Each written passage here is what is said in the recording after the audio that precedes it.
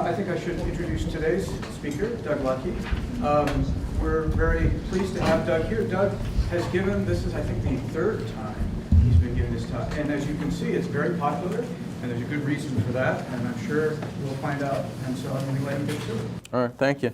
Yeah, so I'm Doug, and one of your first tasks is to get in the little manila folder that was just handed, or that's just laying in front of you, and pull out the index card. So you'll do this. On the front of the index card, you're going to put your name in this sort of style.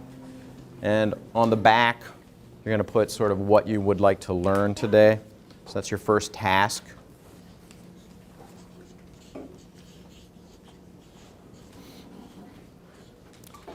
And there is an empty seat right here with a folder in front of it. And there's an empty seat right there with a folder in front of it for anyone that actually would like to sit and participate rather than spectate.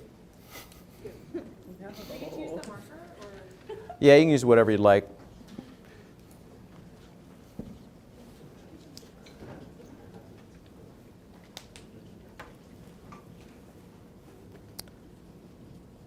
So front is name, big letters for first name.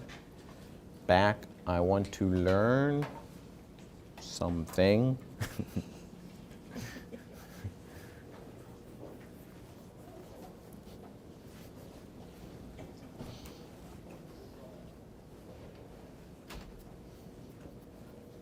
So this is, how many people of you on the first day of class do something similar where students write their name and some sort of prompt, they answer some question. So that's what we're doing. We'll do a lot of things that are just modeling the classroom, so you get to be a student and look at it from that perspective.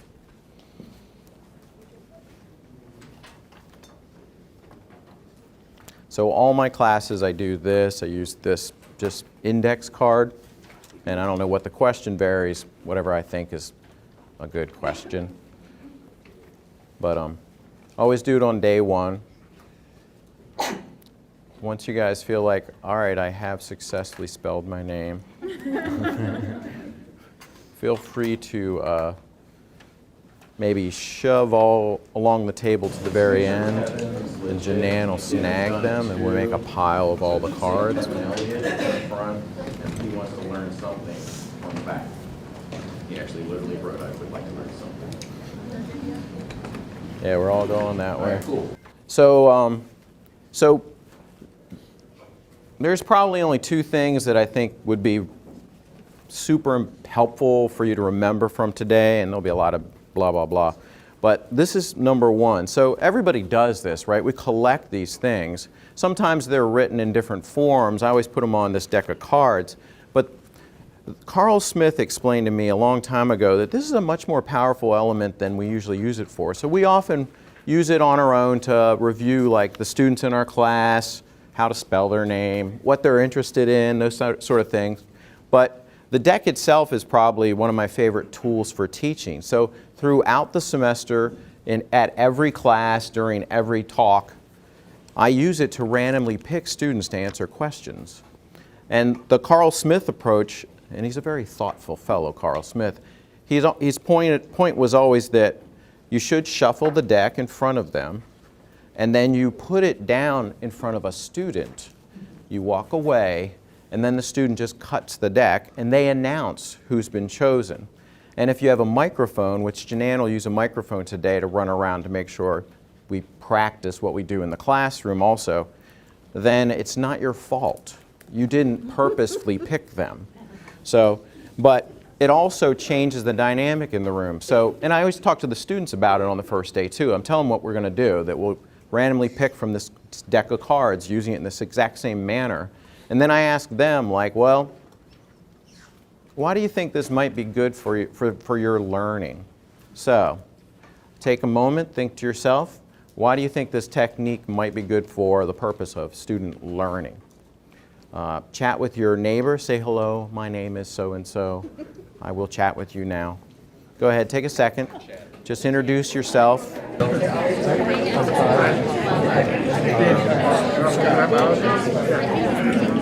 In 60 seconds, you're going to get picked. So just prepare for what you'd like to say even if you'd like to write it down so you don't get verklempt and you can actually say it. So 60 seconds, and then we'll pick from the deck randomly, choosing one of you to respond. Sort of like, why are we using the cards? That was the original question. Why are we doing this? All right. So go ahead, take a moment, decide. Quiet. We're ready. All right. So is it Anthony? Yes. Anthony is splitting the deck, and I'm walking away. I'm going to mic him up when he picks the name. Oh, take a shot at it. Yeah, and so that's the person you chose?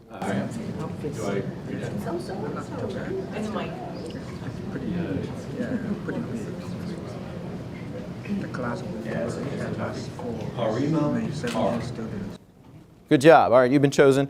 So now mic him up. Yeah, mic him up. Thank you, Anthony. So why do we use the cards?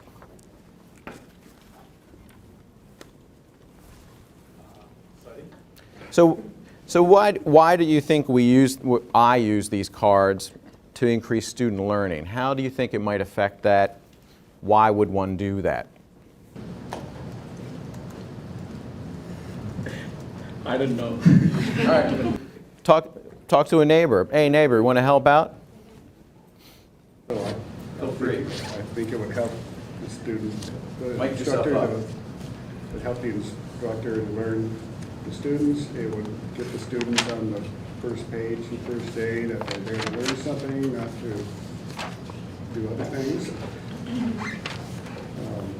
And it helps the instructor know what the students want to get out of the course. Cool. Other thoughts? Random. Anyone volunteering? Yeah, over here. I think that it keeps them alert or prepared to answer. Right, alert is good. Anything we can do to maintain alertness longer. What else? So in the normal classroom that doesn't happen, right? So in the normal classroom we do what I did. So we actually pick volunteers that raise their hand. What's the negative part of that? Like when you're a student, how did that go? The same 5 kids answer over and over again, and if you single out other kids, they sort of feel really embarrassed and they just clam up on you. Yeah, there's that whole thing where there's like 5 students that start becoming the people that answer questions the entire semester. The other students sort of are comfortable with that because they get to kick back a little. And many of us as students did the same thing. We were very quiet people, and we would just think in our mind, yeah, the answer is this, da, da, da. And then we just waited to see if it turned out that way. It was like a mental clicker system. We would just commit to an answer, and then we'd be like, got it. But you know, there's actually data, which is surprising, that a student in the classroom who speaks aloud the exact same sentence, instead of thinking it silently to themselves, will actually learn more and retain more. So actually vocalization does increase learning. But yeah, so that's one, and so this is the exact same discussion I have in the class, and the students actually immediately get that. They're like, yeah, there's only like 4 people in my class of 120 chemistry right now that answer all the questions, and the rest of us are cool with that. So, but yeah, so it does create a feeling, like even in the room here, did you have a feeling like, oh, I might be chosen, right? So a colleague of mine, Scott Freeman, did this at a conference once. Started talking about stuff, and he said, I have everybody's names here, I'm just going to pick. Everybody was like, whoa. You know, like, here's a question, how does that graph mean anything? You're like, holy crap, I have to pay attention. All right, and I wish I was before he said this. But yeah, so, and that's the other thing, right? So you have to, and so Karl Smith says, have them choose and give them forewarning, that whole talking, and give them a resource, like somebody next door. Like if you know nothing, you have the person next to you to help you out. But yeah, so, and do that whole, in 60 seconds, it's gonna happen. And even the whole write down your answer so you don't go, eek, and then you're like, I don't know what I was thinking. You lose your mind, right? All right, so anyways, so that's the one of 2 things. So that's number 1 of just 2 things today that I would encourage you to seriously consider trying out, even in a teeny tiny class of 8. Because if any of us have ever observed even a class of 8, the same thing happens where only a few students talk, and there is that issue that if they know that anybody can be picked at any time, not only alertness but preparation level, like, oh, so you can't take a mental vacation for 15 minutes in a class and then kind of recover from it because you don't have to worry about being put on the spot. So, but it is a powerful thing, and you have to kind of use it sparingly, just like we were doing it here. So, cards. So that was first day of class, so I have the cards, but then I use them throughout the semester. My classes are between 80 and 120 students, and I'm a little bit fanatical about the cards, so like Diane and I and Sam or other TAs will go through and find out if any students did not put their card in the deck, and we'll just make one for them and put it in. They might have been absent, or they might have been that somebody told them, don't fill out card, something like that. But yeah, so then it's like all equal and fair play. I also tend to return everything to the deck. So there's a chance you'll be chosen again during this class period kind of thing, instead of, good, I'm done, I don't have to think anymore.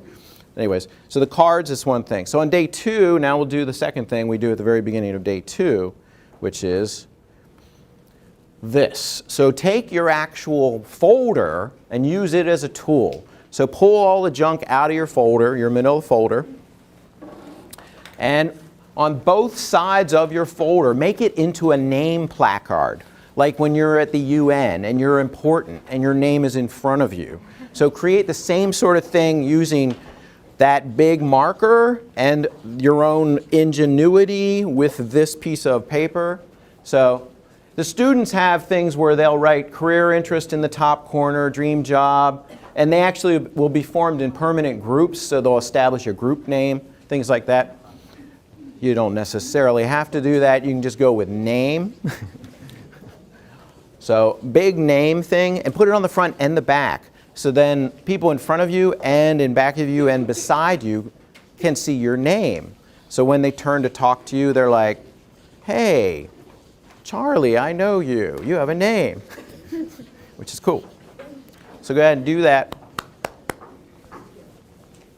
But yeah, so sometimes I just use the cards, because if you just use the cards, that does also get places where you're calling names and you're finding names out.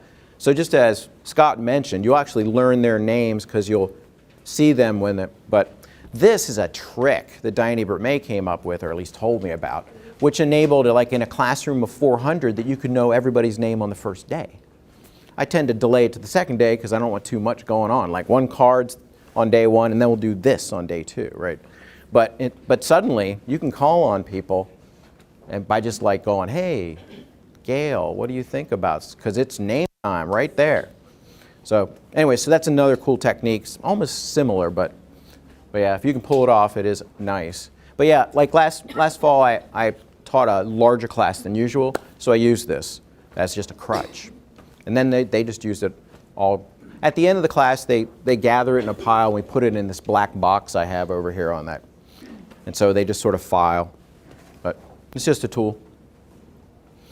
All right, cool. All right, so that was just warm up, just like in class. So this class, I think, or this this workshop, is called Active Learning. We already did the hand in your index card. I think Active Learning is sort of just a short version of what probably is really active and cooperative learning, which are kind of different things, and when used together are really good. But yeah, so that's me, and I'm from both the Department of Physiology upstairs and Lyman Briggs College across the way. And the idea of active and cooperative learning is actually not to just engage students. Some of our students don't need anything to be engaged, but it's actually to engage all students or a greater proportion of students in the room. So we are people that were students that really were successful under almost all conditions of teaching. So we're kind of mutants like X-Men. We had the superpower to stay awake, maintain attention in lengthy, horrible, uninteresting, uninspired experiences. But we always have to remember that our experience is not the experience of everybody in our class, probably far from it. So these techniques can help. So the workshop goals is generally there's just 2 that get a little bit of an understanding about these terms and techniques and actually experience them for yourself rather than just have somebody talk to you about them alone. So we'll start with a pop quiz to engage you. So you're going to write down your answers, and there's just 2 questions, which is literally, what is active and cooperative learning, and why do people use these teaching approaches? So take a moment individually, find some sort of writing instrument somewhere. Feel free to write on any product of paper or whatever you like, whatever you might have brought. All right, I think 60 seconds is past. So I'm going to make Chad pick or split the deck, and it's not my fault. So mic up Chad so we can... All right, Anthony Cagnato. Oh, Anthony, actually, yeah. So you got revenge, right? Yeah, right on. Thanks. Yeah, there you go. So thoughts about this? Sure.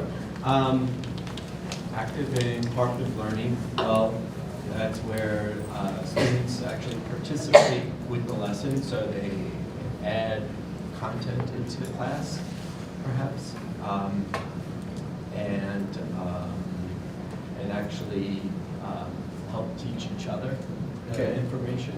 All right. My general understanding. Good. Active participation, teaching each other. Kevin, any additional embellishments you can throw in there that you might have? I'm picking on your group of 4 here. Just for the first question or also the second one? Whatever you got. Well, I thought that Anthony had a nice point that for one of the reasons to use these approaches is that then the teachers can actually be gaining sort of new insights, maybe that, staying up to date on things that the students might be finding out with projects or things like that. Right, it is cool to challenge the students to teach you or to think that's what they should do, bring new information. Good. Yeah, and then chalk bullet point number 2. So we'll pick again, and we'll let Marty split the deck for additional thoughts about why people use this. Jenny Candelosi? Jenny? No, sorry. All right. So Jenny right there. Thank you, Marty. Any additional ideas? So I'm hoping that instructors use these approaches because they work, and students, I'm thinking that maybe students learn more by actually engaging in the lesson instead of just having you tell them information. Good, yeah. Solid. A, we're hoping this causes more learning. Number 1. Yeah, the other thing, so we're doing this weird thing where we're using a mic. Thank you, Jenny. Why are we doing that? And because why do we do this in a classroom, even a small classroom? Well, I tend to have an 80-person classroom be my small classroom. But yeah, so what's that tell the students if you use a microphone when they speak? They're equally as important as you are. Yeah, they're equally important. And that's the thing, just like you were talking about a messed up classroom with micro desks only the size of popcorn, all our rooms are so teacher focused, right? They're all about miking us up. They even, often, even in this room, there's like this fortress of solitude lectern area. If anyone's seen what's on the other side of this giant monitor, and then whenever they upgrade this monitor, it'll probably get bigger just because they don't make one that small anymore. So it's just going to get giant, and it's all like, I don't know, the Wizard of Oz back there. So in our classroom, in fall, how many people teach a class that's reasonably large, that's maybe 50, 80, 100, 200? In fall, it's all hot in that room, and they've got the fans buzzing, and you can't hear a thing. And one fall, we were trying to do like a journal club where they were reading and talking about figures, and it was just a nightmare. But if we got mics, then all of a sudden it was good, because a good solid mic, and bam, everyone's hearing what the students are. But it does promote that idea that their voice is just as important as yours. It also is cool just to hear what they say. Because what's the technique we're supposed to use when a student speaks, but it wasn't clear to the rest of the class what they were saying? Yeah, repeat it. And if a student is long-winded, you're like, oh, I don't even remember the first 5 sentences, right? And then you're trying to restate it in an elegant way and capture what they said, and by the end of which they're just going, that's not what I said. Now, there's a cool factor with that. You can take an answer that's bizarrely not connected to the question and craft it to bring it back in to be a good answer. But it might be more efficient to just have a mic, right? But yeah, so anyways, so those are different thoughts. Yeah. So, me and my group were wondering, what do you do, like, if you draw a card and no student answers? Yeah, we do this in class too. Well, me and my group were discussing what happens if you draw a name out of the cards and nobody answers. So yeah, what would you do if you draw, good question. If somebody splits the deck and they yell Ginny and nobody answers, what are the possible scenarios? They might not. Actually, it's not there. Yeah, could be absent and or hiding. So the absent one is going to happen, right? And so if they're absent, then you just split the deck again, right? The hiding one is interesting because normally you would have thought no one is ever going to, everybody's going to hide. But they always sit with their friends and their friends are all like, and so there's not much hiding. So, but yeah, so it tends to happen in a funny way. Because like when I first start this, I thought, as soon as somebody knows what's up, they're just going to be like, that person's not here, that person's not here. But it never happens because their friends are like, there they are. So, but yeah, people be absent, just check another name. And some people drop, right? Oh, I guess they pick another name. Yeah, Karen. What happens when your students can't pronounce like foreign names? When students cannot pronounce foreign names, they're like me, same issue. They destroy it like I would have. Cool, they did. Right? Yeah, and the student getting that name is like used to being destroyed, and they're like, yeah, you're talking about me, right? All right. Yeah. But yeah, but those challenges occur, but it's the same for us, right? Otherwise, we're always on the spot. I'm going to say this wrong, so it's probably okay, right? But yep. So I just wanted to add that to me, I was very attracted about active teaching because it includes different ways of learning. So not just oral learning, but visual and kinesthetic and everything, right? So not everybody learns with the same sense, I guess, or way of learning. And using active teaching can include all different types of learning. So the diversity is what really attracts me. Right, so it's Norma? Cecilia, yeah. And so yeah, I think that's a good point too, that active learning might enable people to learn who are stronger at different styles per se. We know learning styles as a thing has kind of been debunked, but everybody has different strengths and some things they need to strengthen that are weak. But some people are really good at remembering what someone has stated. So like even during the exam, they can hear the professor saying the words. Other people it's visual, but it's all just which one are you strong with now. It's like you can work all your different techniques to improve your strength. But yeah, so it's more diverse, engaging all students and maybe increasing learning for all students or a greater proportion. But yep, good. Yeah. Rhonda. Yes, Cecilia used some terminology that I found really interesting. She said active teaching, and that was part of the notes that I made about this, is that it's not just the active learning, it forces us to be active teachers, which sometimes we might fall into habits of where we're not as active as teachers as we should be, and now we have to be equally engaged in this whole process as well. Yep, good point. Thank you, Rhonda. Anyone else have some thoughts? Yeah. Maren? So the other thing that I think is important is thinking about why the students are actually here and what we're preparing them for. And so most of the undergrads at MIT are not going to go off and be professional students for the rest of their lives. They're going to get actual jobs, and in those jobs they're going to have to learn by doing. They're going to have to work in cooperative groups. They're going to have to be able to articulate their ideas and teach other people. And so by using these techniques, we can actually teach them more than just the content of whatever course we're teaching. Right. Yeah, right. So you can make the case to your students that in your career, you're going to be challenged in many cases to work in groups, whether you like it or not, and a lot of the events that occur in real life will require a lot of discussion and this process. Yeah. So I think, yeah, there are a number of good reasons, and those are the reasons you need to communicate to your students so they can buy into why we're doing this, because it's not like a common experience that every class is like this. So, good. Yeah, and the mic is kind of questionable. So I think you have to like mug up right to the mic. It looks like it's a little bit like kicking back a quiet mic. Scott, try Try out the mugging up into the mic thing. So Doug, what Even happened? closer, could you put it even closer? Because we started to pick you up at the very beginning. Oh, okay. You could just broadcast your voice. You're a rock star. So, Doug, you have audiences approaching 500 students. They're pretty intimidating from speaking anything. Any ways around that?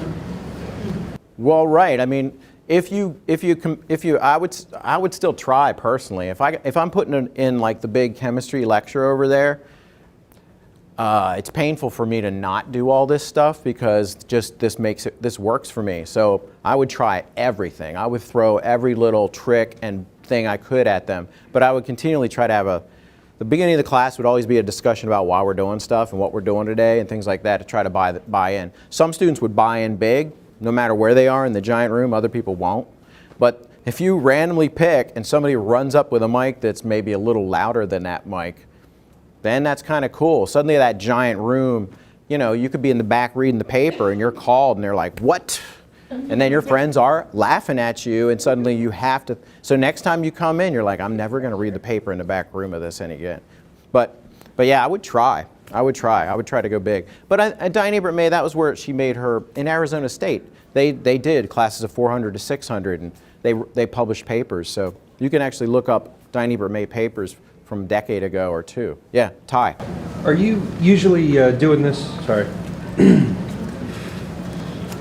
Are you usually doing this in conjunction with like clicker responses where you're getting feedback from every student? Yeah, exactly. Clickers are very helpful tools. Yeah, good point.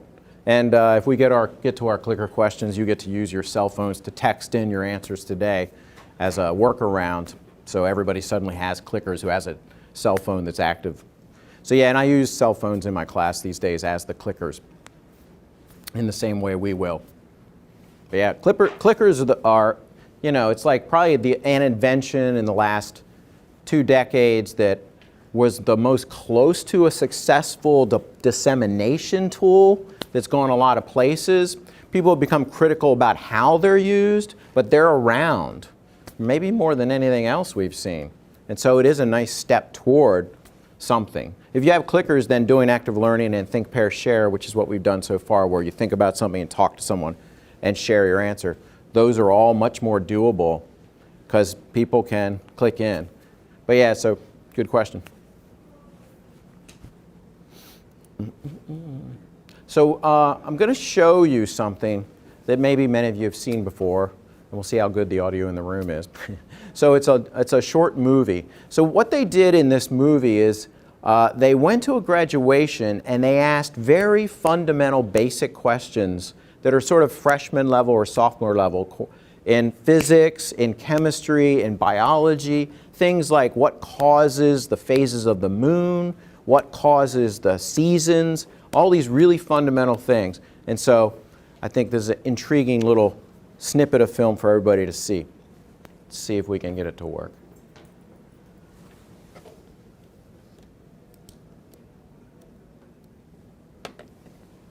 Not yet. There is sound coming though. Maybe.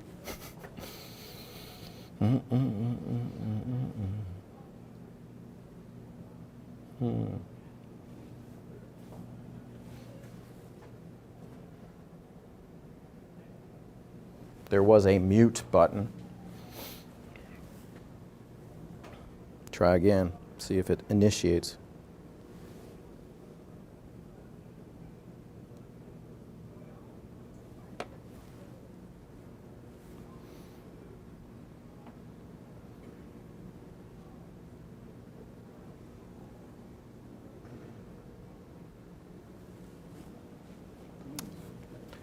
Source, thin air, so the source is good.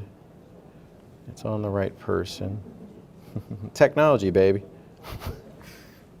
What else? It's not muted.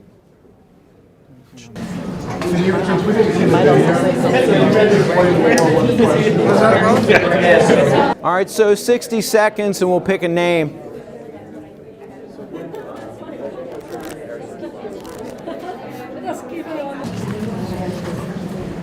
Rhonda Crackle. That's me. I don't know I need the mic or not. I'm pretty used to talking about it. Okay, what we were talking about, my partner and I, is that we came up with the exact same thing, is that the students had really just memorized facts for the next exam and maybe never had a true understanding and processing of the information from their classes. Cool. All right. Memorized facts. Never really processed the information. Anyone else that wants to volunteer? Thoughts? Yep. Rosa over here. I'm pretty loud. Good. I don't need it. So what I think is that it's not only to blame the student. I mean, the instructor needs to find out what they know. And if you have a student that have a previous misconception, you need to find a way to deconstruct what they know to build the new concept. And so I was talking to Jessica right now that something that we have seen in our research group is that students, for instance, think that the CO2 the plants use for photosynthesis, it's absorbed by the roots. And so you need to find out that at the beginning before you start explaining them photosynthesis, because yes, they're going to learn from the photosynthesis from the book, but when you ask them the key question, where do you think that CO2 came from? And then you're going to find that they are going to still think, oh, it comes from the soil. Right, and in fact, the little movie that we were hoping you'd watch, actually they asked graduates that particular question in the clip that we were going to show you. So there's a lot of questions, and that was just the clip. The clip is they actually walk up to the graduate with a little seed and then a giant chunk of a tree trunk, and they hand the graduate the seed, and the graduate's like, yeah. And they're like, how does this little thing get converted? Where's all this mass come from to go from that to this? And they actually say things like, well, water from the ground, food from the ground, sunlight from the sky. So they write, and it's all the stuff they would have said when they were 8. You know, and it makes sense because we explain our world in intuitive ways. We know when we walk in like a field, bunnies eat and dogs eat grass. We eat food. The earth is sort of, we water plants. It must be coming up. The food, we put Miracle Grow in, right? That's got to be the food. So all the food for plants it's intuitive. It comes up from the ground. So in science, many of us teach things that are not intuitive and that contradict an intuitive explanation.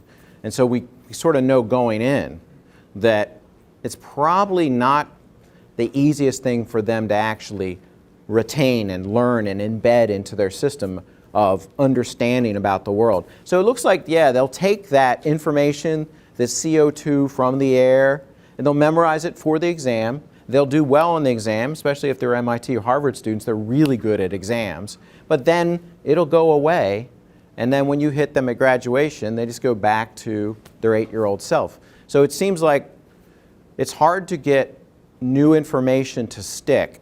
So they have to actively work it into the existing explanation sort of matrix they have cognitively. Otherwise, it's just a temporary add-on that gets discarded and they go back to their normal thing. Students even do that on purpose, right? After exam 1 is over, and that material is not apparently on exam 2 or the final, they literally say, okay, I got to clear my mind out, get rid of all that information to create room for the new stuff. So there's actually a kind of a intentional shedding that occurs. So let it go. But yeah, so that's an interesting topic. So a number of the helpful quotes that I've seen. So Kathleen Fisher talks about what Rosa pointed at, that students have a lot of pre-existing knowledge. They have their own answers already for a lot of what you're going to do. And so they're not the blank slate we sort of would like them to be, or we'd like to think that we can write on the chalkboard or whiteboard much like we write on their mind and hope it sticks. So I'll just give you 3 quotes that I thought were kind of cool. So Novak uses a terminology called meaningful learning to try to separate that from memorization or learning that goes away just as fast as it comes in. So learning that authentically you can add it to your explanation system. So it requires connecting new information into your existing system. In fact, one of the best things you can tell your students is if you're in a class that you're never upset, you're never angry, you're never pissed off about what you're hearing, you aren't learning anything. Because if you learn something that disrupts what you currently understand, it is uncomfortable. And so a class being uncomfortable is good. It should actually have like, wait, that doesn't make sense going on, instead of just like, great, cool, thanks.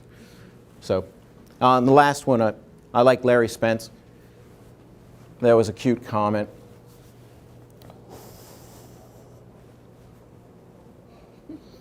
I was just like, when I first read this, I visualized like Socrates. What are we talking about? It's like, it's been bad ever since. But yeah, so it does make sense that as like in our research labs, in our work, in the field work, when we have 2 students or 1 student, the verbal back and forth is pretty effective as an apprenticeship or an internship. But when we blow that scale up, it works less well. So Karl Smith's wife did these illustrations for him. And so he represented visually, this is traditional lecture, our idea or hope that knowledge is being put through a funnel into the student. And he said, but it doesn't quite work. And so that there's some sort of traditional leakage where it just sort of goes through. And Karl talks about that active learning is an attempt to slow the leakage to some degree, to have the student work with the knowledge, do something with it, so less leakage. And his wife also illustrated Karl's version or vision for what cooperative learning was by this representation, which is disturbing. So maybe we're learning something if we're disturbed. I don't know. There's an analysis. You start going, what is going on in this particular art? But yeah, so lots of people doing active learning and sharing their thoughts and hopefully teaching each other, as was mentioned, and teaching the professor in the best case scenario. So it's kind of a cute visual representation. I do think, once again, we're X-Men, we're mutants. We had the ability to maintain attention. I mean, look, we're doing it right now, right? We can maintain attention for quite a long period of time with someone talking at you. But you know our students don't. Our students, we're lucky if our students are the yellow line. I mean, if they maintained attention that long and it only went down that far, I think it's more pulsatile up and down and up and down, where it goes down to 0 and then it comes back. So to some degree, the idea of active and cooperative learning is alertness and maintaining, trying to get them back up attentively, even just to 70% is awesome. So, but yeah, I think of it in that way. And this is the Karl Smith bookends model, which I find very helpful, which is because I was used to, pure lecture experience, and Karl Smith is like, why don't you just put something in the middle? And eventually, maybe you'll even have the ability to put 2 events to break up the lecture, even just a 50-minute lecture. So myself and my colleagues, we just started working on having one thing that happened in the middle of lecture, something. Some exercise where students talked to each other, made graphs, did predictions, something that would break it in half. And as we got more and more interesting exercises that we could actually populate at least one of every lecture of a semester, and we had surplus, then we started working in a second one. So I think this is a nice model. It makes sense to me that you can attempt to create moments. Whether you do think, pair, share, ideally with clickers is a good scenario. Whether you use this for that kind of accountability issue where anybody could be called to enable yourself to actually achieve this kind of thing, where you might just be able to have a quick 5-minute discussion or clicker question that breaks up a lengthy lecture. So at least there's subparts. Because then you have that whole, they only have to pay attention for about 10 to 15 minutes, and then their curves going down and you bring them back up. But yeah, so Karl Smith's approach, this appealed to me, and he called it the bookends approach, where it's like books stacked together. So for anyone, and this is sort of a teaching 101 type workshop, for anyone in the room that's like I was, coming in and mostly can lecture and is curious about, but what little things I could do, like the title, like what little things could I do? The idea of targeting this kind of model I think is helpful. Any questions about the idea? Yeah, Cecilia. So the previous slide you show. You have to do the yell into the mic apparently. So the previous slide you show 70% of attention. So that means that 30% of your students never pay attention, not even for a minute. Yeah.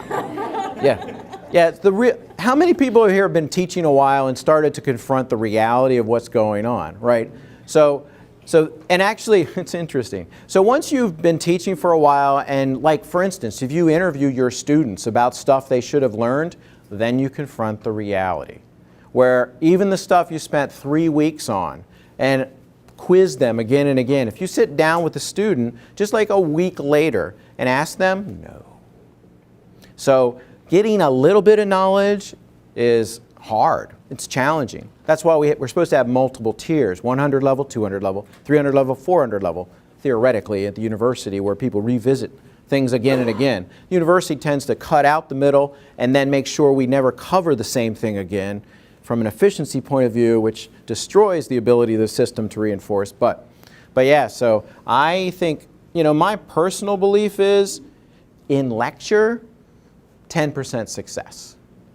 So if you lecture with no break, maybe 10% of the students hear you, and at the end of the semester, any student in the room might know 10% of what you talked about in the entire semester. And the thing is, it's depressing, but it's liberating too. If you understand that lecture is so ineffective, then you don't feel burdened by it anymore, right? Because you have to cover. So we are always challenged with coverage. We got to get through the material so they see it once and then they know something. They don't know anything. If you cover it, the joke was, it's like taking a black cloak and covering it. They'll never know it because you've made it impossible for them to ever see it again. But yeah, so the attention thing, if you got 70%, it's not bad. It'd be cool, and clickers are kind of a technology that tends to elicit some data dynamically in the classroom or what's going on. I mean, when I was brand new here, I thought it'd be cool to have like phenol red inside students, so that's a pH coloration that changes to purple, and if it gets alkaline, or changes to yellow if it gets acidic. So if they were learning, it would go purple. If they were not, it would go yellow.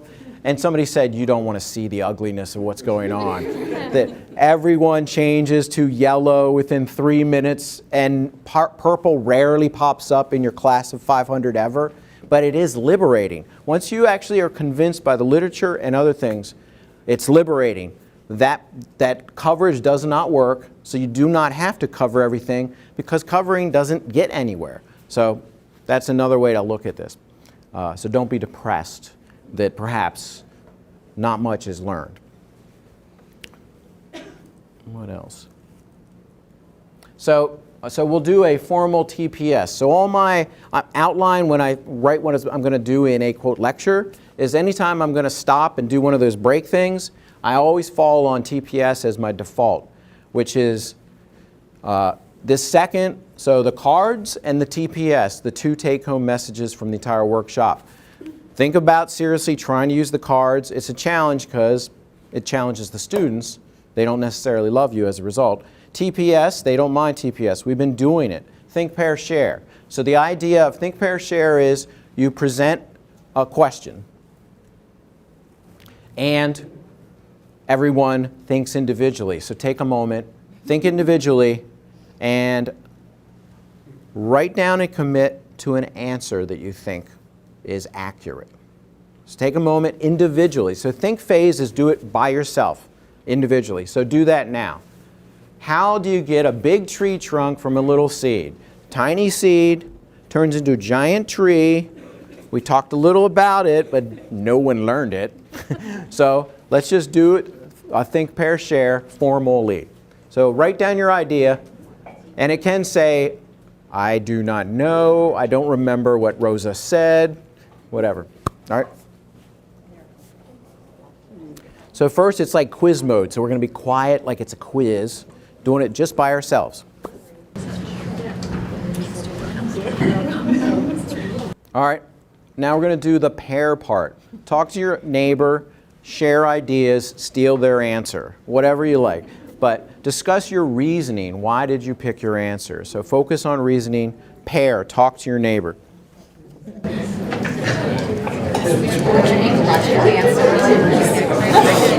I know exactly how to plan accurate scientifically. All right.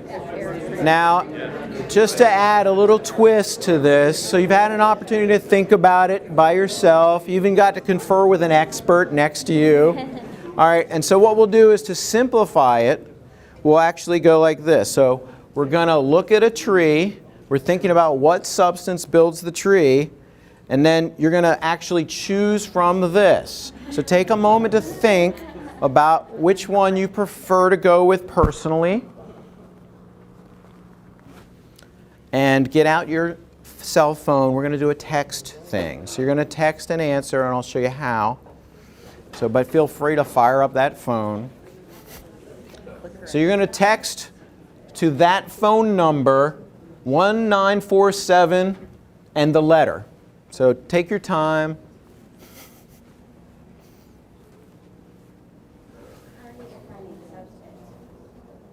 And everyone in the room has the same arbitrarily crappy question wording to work with.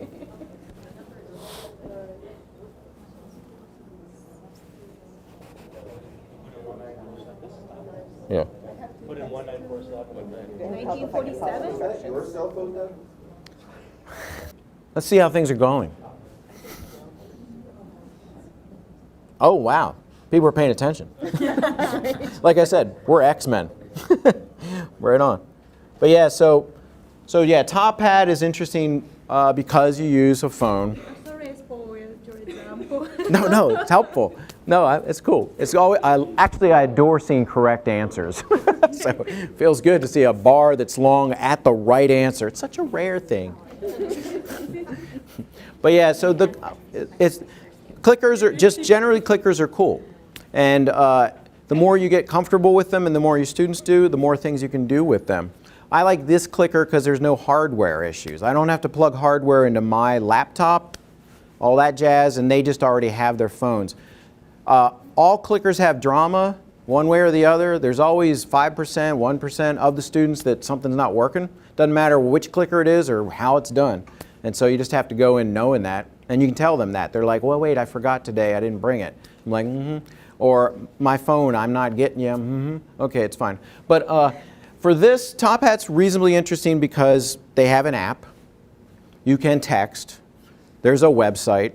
So any device that's on the internet, there's alternatives. So one day a student yelled out, my app's not working. And everybody looked at them and said, text. So there's like a workaround, right? So there's also a cute little attendance thing I hit every day. So an attendance screen comes up and people like, and mostly what's good about that is it gets them to bring out their device and get it going and get it working. So then when you do things, it's actually going to work faster. Yeah? You don't have any concern about them then being on their phone the entire time? They are on their phone all the time, no matter what I'm going to do. And actually, if you go observe a class from the back, it's a catastrophe. The stuff that it is a nightmare to watch what happens inside a class. Anthony. How often do you come across a student who doesn't own a phone? Oh yeah, occasionally people talk to me, yeah. Yeah, we do that going in where we actually ask people like, does anybody have that issue? It's pretty rare, but it does. Some of the students get track phones, burner phones, and they use that. But they can use a laptop, tablet, because remember, you can just go to the website. This is just a website on a browser. So there is alternatives. So some students bring in like their little mini Fire HD thing or an iPad or a mini something. But yeah, so you don't literally need a phone, but that's what's cool. There's alternative paths. Tell you, man, it's like there's a wind in this room. Other questions just about this stuff? Yeah, Karen. What do you pay? Say again? As the instructor, what do you pay? Oh, I don't pay anything. Yeah. Yeah, we've done a lot. We've spent a boatload of money on clickers in the past where we bought a bunch of hardware and provided them to students, even back a million years ago where it was infrared. And they, remember MSU, anybody who's been like here forever, MSU added to rooms all these white devices, that receivers on the walls when the first clickers were out, which was cool. This school actually does stuff for you. They actually try to make your rooms work and things like that. But less hardware, less problem, but there's always a little drama going on. It's a class. Other questions? So yeah, in terms of results, it's kind of neat. You can tap and review. In my class, students like to wager. They're always like, it's just like, how many bars, significant bars will it be? And they're like, or somebody's like this, and everybody's going, really? And then doink, and then it's like, the person went like this in this case. Wow, way to go. Good prediction. Anyways. But yeah, the attendance thing looks like this. Blah, blah. Oh, really? I have to take a tutorial? Thank you. I've learned more. I am now finished. There it is. So when a student rolls into the class, they look at it, and you can see it kind of says there's different methods to use to get to Top Hat, but it is cool to have them get ready in this class that's about to start to use your clicker, essentially.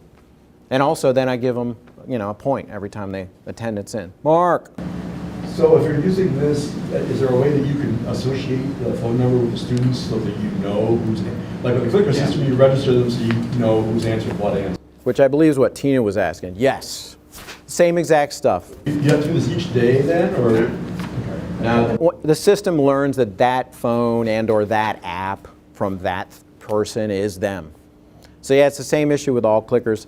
It is awesome to have clickers, and then it's even more awesome if the clickers are known to the computer system to be people. So attendance and all those things are, people are being represented. Yeah? But the attendance code changes each day. Yeah, now with this, yeah, the cute thing they added with attendance is this, which reminds me of another funny thing of this system. This 8870 can only be seen in the room that day, and it changes. Which is the other feature and bug of this system is it's purely online.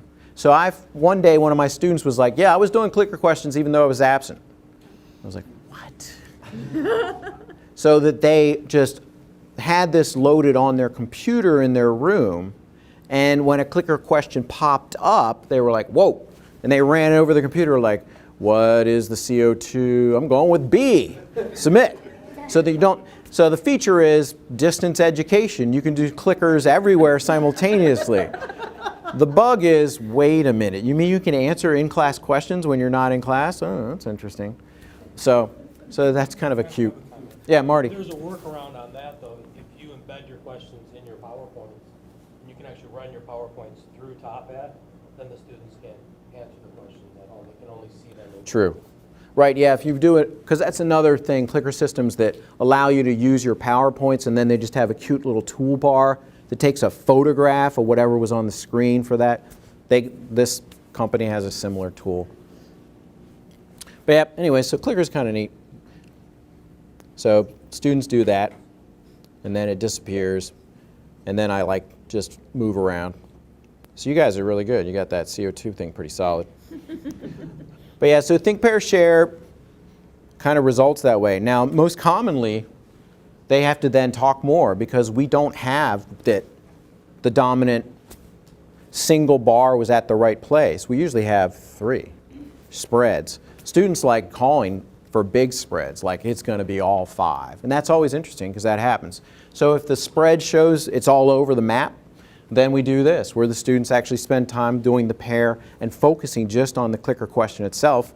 And after some short period of time, they redo the question a second time, and they see what happened.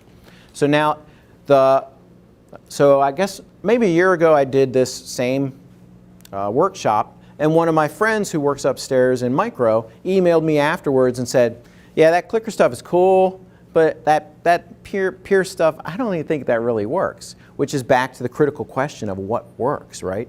And so that's why in your pack you have a paper from science. So take a moment to just look at this paper from science.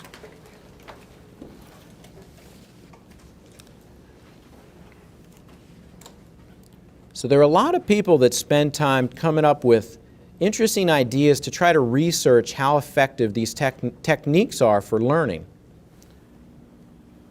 And when they do elegant things, like traditional researchers, sometimes you end up in science. So the challenge, one of the challenges with what's called peer discussion or this think, pair, share or whatever, is the idea of like student A does not know the answer. Student B tells them the answer. Student A now gets the second time you do the clicker correct, but it has nothing to do with learning. It's just like Marin tells Jessica, it's B. Jessica's like, thanks so much. No learning happened, but, and so the people were concerned about that this is just BS. This whole happy world where people teach each other and they learn and then we're recording the data, no. So some people were like, actually that'd be intriguing to try to test. And there's kind of cute graphics here, which I think is kind of fun. So figure 1 and 2 are saying sort of the same thing. So they did this interesting, over a whole semester, they kept doing this approach to collect a lot of data about students in reasonably large classrooms. So it's like what we just did, right? All the students are in the room. We pose a question. Everybody commits to a certain clicker answer. And they could see that in their case, 52% were associated with the correct answer. You guys had a higher score. And then happily it adds up to 100. 48% were in the incorrect. So then they actually do the discussion right here. So all by yourself, predict the answer by yourself, and then talk to your neighbor occurs here. AD is after discussion. So that these arrowheads is people talking to each other. Then they ask the same question again. And you can see the real life going on. Some of the people that got it correct, bloop, got it wrong when they did it again. But most stayed correct. But check it out. Of the 48% that were totally on the wrong thing, nearly half of them end up being correct. So this is where the question becomes like, did they just somehow figure from a neighbor over here what the right answer was, and some are still incorrect. So what this group kept doing was, later on in the class, they'd ask a different question on the exact same concept. So it's about photosynthesis, it's about CO2, worded differently. If our original question was about seals that did things, this one's about like birds. And all you got to do is change a little context, and it's a different question entirely to the student. And then they did this again and again. And what was intriguing was what happens here, where like people with nobody else, so there's no discussion. This is an isolated question that the learning actually promotes. And you can see that in the bars.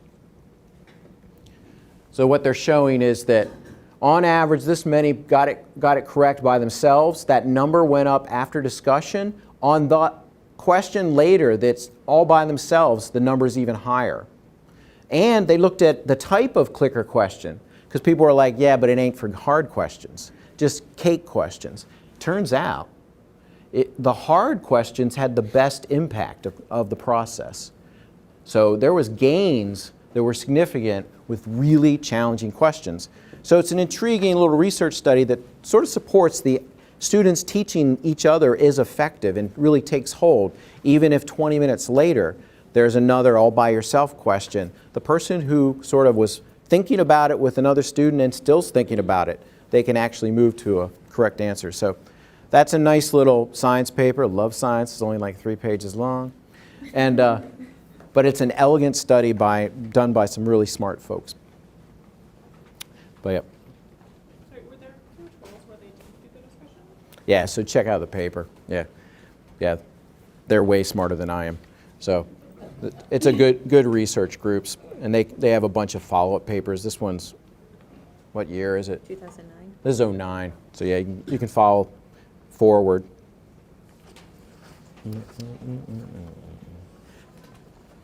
But yeah, so after talk to your neighbor, there's usually another opportunity to click, and then share. So another thing in think, pair, share that tends to be often left out is share. So clicker questions where it's like think, click, and then click again, and then we're moving on.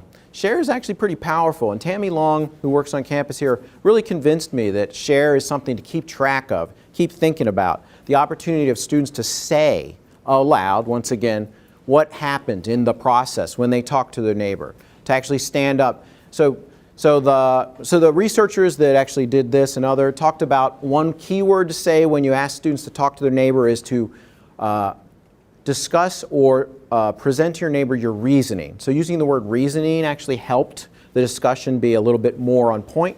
The other thing is in share, Tammy always asks somebody to talk about how they first were thinking about this, and then if they changed, why. And then a student will say, yeah, initially I was thinking it was A, but then we started talking about the fact that carbon is the molecule that builds all the sugars, and we remembered, oh right, it is CO2. So that their sharing is actually very powerful for other students in the classroom. So do not neglect the S in the TPS. For time purposes, you often can choose to do things faster or slow, but keep it in mind. I think, what was it? Eric Mazur at Harvard talks about that he has a system that after he navigates learning with the device, right? So if he detects that very few people understand what he just talked about for the last 10 minutes, he'll then talk about it some more because he gets it. But he has very stringent numbers. Like if greater than 70-something people got it right, he doesn't move on because he doesn't think he's going to move that higher by putting 5 minutes. And if less than something like 30% or something got it right, he doesn't do additional instruction because they're not prepared to learn more. So he has very stringent kind of rigorous about use of time. And so the click, it's if you're in the sweet spot of the middle, then he'll return to the topic and spend more time on it, and do things like share. But it's because it's that whole bookends model where you really only have about 3, 4, 5 minutes that you want to commit, and then you got to keep moving. Yep, question. Is the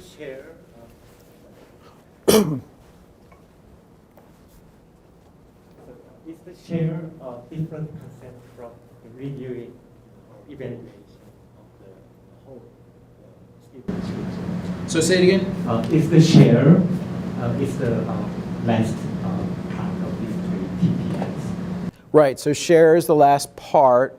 Yeah. So I just is it different from the reviewing the results? Oh, is it different than just talking about what the right answer is? To some degree, right? Because it's probably because different person is doing it. So in share, you want them to talk about what they came up with in the process, by why they thought of it, and the process of talking to their neighbor and how that helped them. We often just then talk about what the right answer is. My students hate me because I never tell them the right answer. I always put the clicker questions online, but they have to work it out. So this encourages students. Yeah. So, but yeah, so there is a subtle difference between share. They share with each other verbally in class versus just us saying, yeah, CO2 is the right answer. Share is done. So, good question. And since we have no audio, I'll assume I can't do that. So let's do this.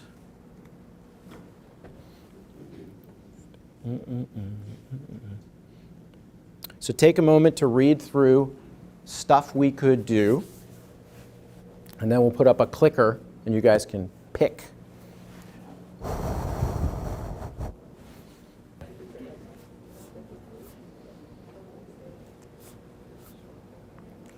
See if the data looks different than it did before. Oh, it's different. Oh, wet experiment is winning. All right. Get your final opportunity votes in if you want to do something different. Concept maps is a runner-up. It's fighting, but it looks like wet experiment. All right, let's try it out. Pink. Did it change? Oh, it's coming. Yeah, people were fighting. I was like, hey, if you didn't get in, get in. And if you're on the wet, get back. Wet's fun. We can do the concept maps after.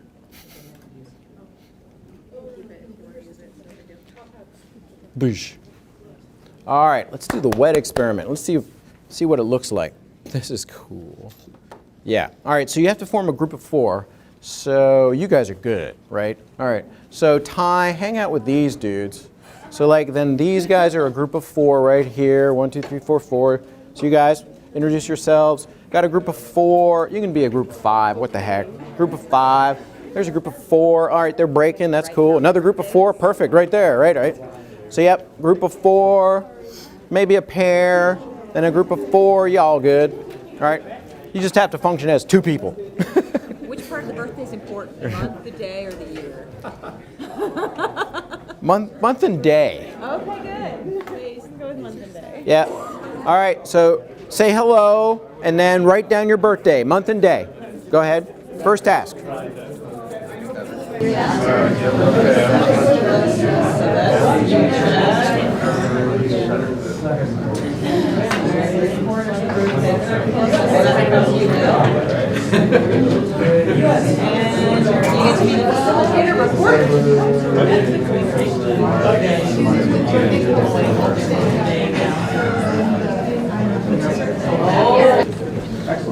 That'd be great.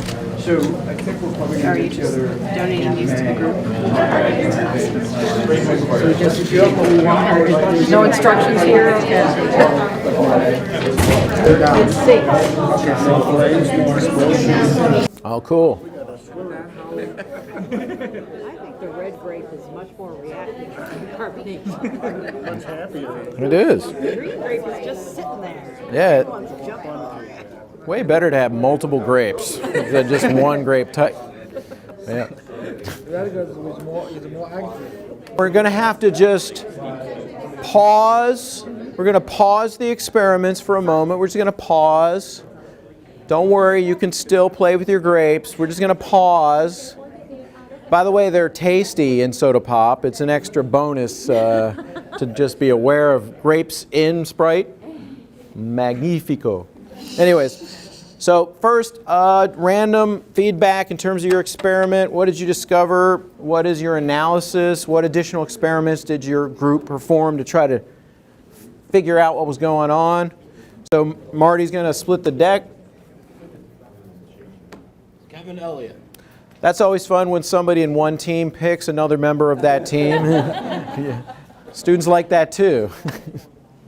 Well, my teammates can help me here, but so of course, in terms of our initial experiment testing it out, our grapes and water sank, and our grapes and the soda pop floated, and so then we started wondering, if it had to do with all the carbon dioxide bubbles forming on the grapes and providing the buoyancy, and so then our teammates came up with a really good idea of peeling them to see if maybe the bubbles wouldn't adhere quite as much after they were peeled, and sure enough, they did stay down at the bottom after that. So then my more scientifically expert colleagues, had a lot of impressive things to say about the microtexture of the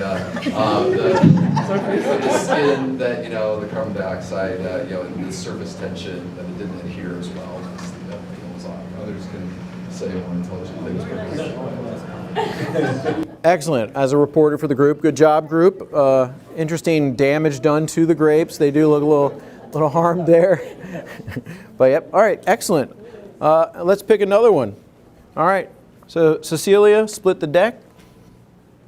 Christine Getter. Is Kristen Getter? All right. Going back there. Oh, they're going to mic you up. You get to yell like a rock star into the mic. We hypothesized the same thing, that the carbon dioxide was holding the grapes up. But so what we did is we tried to get the carbon dioxide out of the soda by making it flat, pouring it back and forth. You were aerating like wine. Yeah, so Yeah. they sink. Yeah. Now they sink. How'd that work out? It worked. Yeah. Eureka. Good job. All right. From a volunteer. Anyone else want to volunteer? Well, our group kind of went a different direction. Anyone? Other things you want to volunteer? Yeah, over here. We noticed that our Yeah, good, because then the mic with loud actually works. We noticed that our red grapes were floating a little bit more diligently than our green grapes, so we decided to split them open and see if the seeds inside made a difference. Oh. And we noticed the seeds themselves floated in water, but the grapes didn't. So then we kind of tried to figure out. So they did a seed extraction. They have like seeds, wet seeds on their bench top. Nice. Seeds. Oh, over here, some ideas. Additional sharing. I'm Jamil. I worked with Bill, Chad, and Janice. Good job. And so we didn't come up with a concrete experiment, but we discussed several observations. And the one that caught our attention primarily was the turning behavior of the grapes. And so that led to a discussion about the shape of the grapes and how the turning behavior, the speed, and how what axis the grapes turned on was influenced by shape. Yeah, that's cool. So you want to just say you've used it in your class? So Janice shared with me. So I teach an animal behavior class, and to get the students started with thinking about how to observe and record animal behavior, I actually started with the grapes. Because the grapes are reliable, they don't get shy when there's 50 students staring at them, I don't have animal use forms to fill out. You can do things like dissect them and peel them, and nobody's going to object. So I get them started with this at the beginning of the semester, and actually our soda usually goes flat by the end of the lab because we talk about it so long, and so they watch some of those changes happen kind of naturally too. Yeah, I make them record. They end up doing scan samples of behavior and recording frequencies and durations and all kinds of other things too. So it works really well. Cool. Anyone else have something, your experience that you can share to throw out there? Another twist or turn?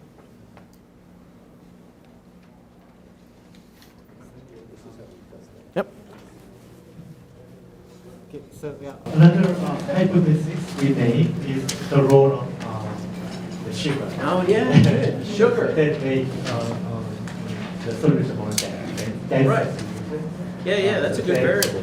We need the control to just the water with sugar, water with sugar but no carbon. Right, so yeah, you'd like to have additional fluids to work with.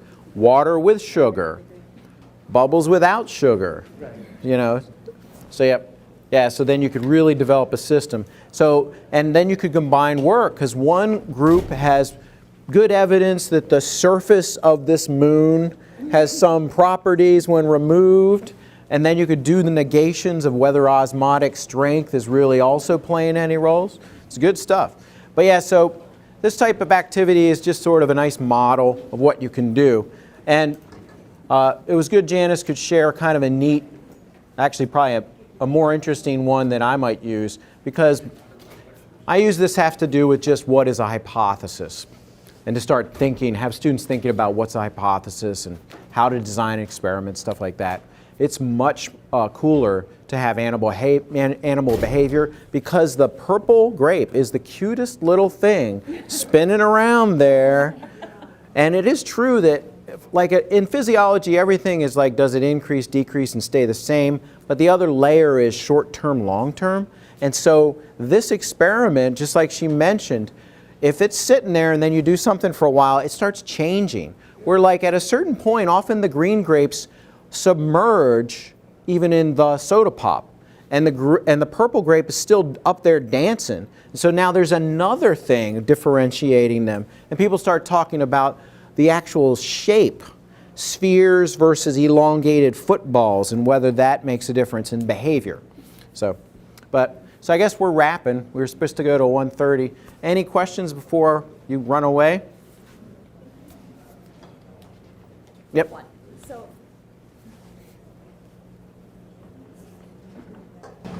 one thing I struggle with is kind of minimizing, I guess, the chaos of it.